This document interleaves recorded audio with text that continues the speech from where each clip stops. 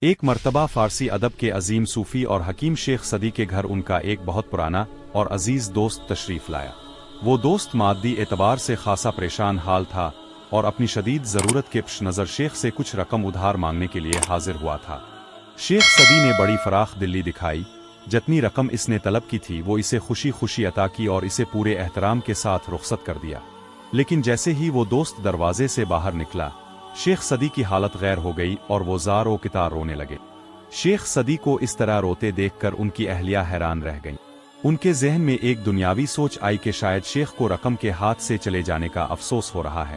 انہوں نے کہا، اگر آپ کو یہ خدشہ تھا کہ رقم واپس نہیں آئے گی یا آپ کا دل اس قدر رقم دینے پر آمادہ نہیں تھا، تو اب کوئی بھی معقول بہانہ کر کے اسے ٹال سکتے تھے، مگر اب رقم دینے کے بعد یوں دل برداشتہ ہو کر رونا چامانی۔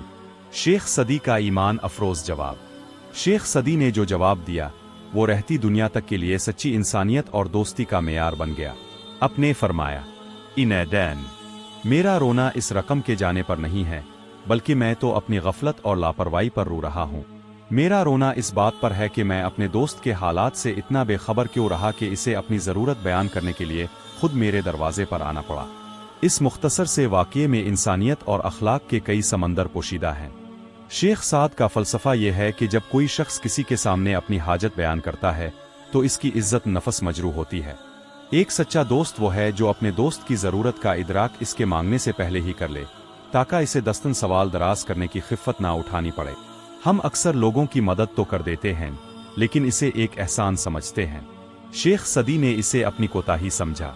ان کے نزدیک اپنے قریبی لوگوں کی خبر گیری نہ رکھنا ایک ایسی اخلاقی لغزش ہے جس پر آنسو بہانا واجب ہے۔ دوستی صرف مل بیٹھنے یا خوشیوں میں شریک ہونے کا نام نہیں، بلکہ دوستی دوسرے کے دل کی دھڑکن اور اس کی خاموش تکلیف کو محسوس کرنے کا نام ہے۔